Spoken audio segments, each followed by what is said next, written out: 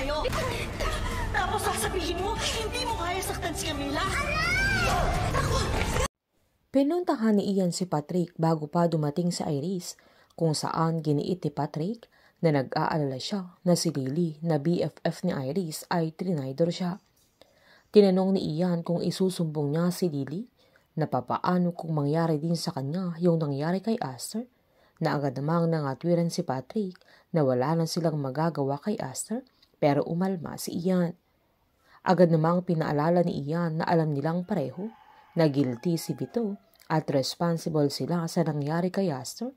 Sabay tinanong niya si Patrick kung wala na siyang konsensya, pero hindi ito umimik, kaya tumayo si Ian at nang kukunin niya yung cellphone niya ay hinawakan ni Patrick yung kamay niya, pero nanindigan si Ian na makikipaghiwalay na siya sa kanya, sabay umalis na ito.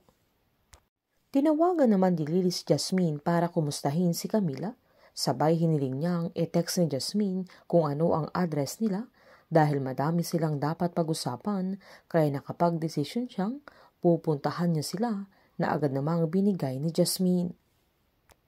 Pagdating na Iris sa meeting place nila ay agad namang pinakita ni Patrick yung mga napicturan niya na documents para sa pag-alis ng bansa nila Lily at Camila, kaya mas nagalit sa Iris na sinaad niyang mas minahal pa niya si Lily kaysa kay Heather, pero katulad lang pala siya nila Tyrone at Jasmine, kaya nanindigan siyang pagbabayaran ni Lily yung ginawa niya. Agad silang nagabang sa bahay ni Lily nang saktong aalis na ito na may daladalang maleta para puntahan sila Jasmine at Camila.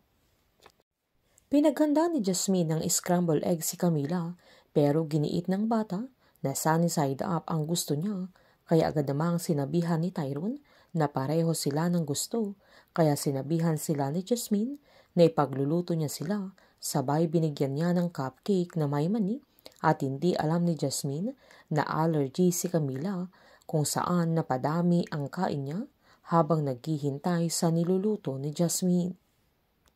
Nang aalis na si Tyrone ay hinabol ni Jasmine para tanungin kung saan ito pupunta.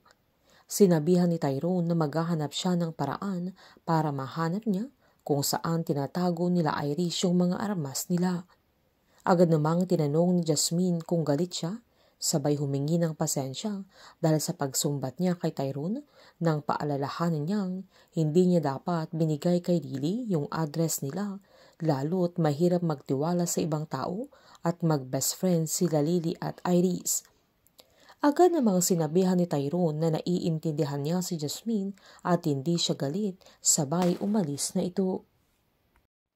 Nang babalikan ni Jasmine si Camila ay natakot ito dahil nahihirapan ng huminga, na agad-agad niyang kinarga sabay tumakbo pa palabas, pero nakaalis na si Tyrone at kahit tawagan niya ay hindi ito sumasagot dahil nagmamaneho siya.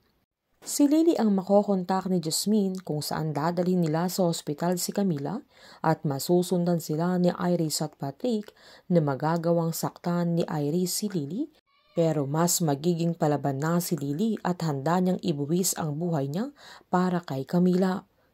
Papaano makakataka sila Jasmine at Camila kila Patrick at Iris ngayong alam na nila kung asaan sila, lalo't maaabutan ni Patrick sila Jasmine at Camila habang tumatakas sila. Painit ng painit ang mga tagpo, sabay-sabay po nating subaybayan ang advance episode ng Lavender Fields dito lamang po sa aking channel. Patuloy lamang po manood at mag-subscribe para ma-update po kayo sa mga susunod na episode. Marami pong salamat.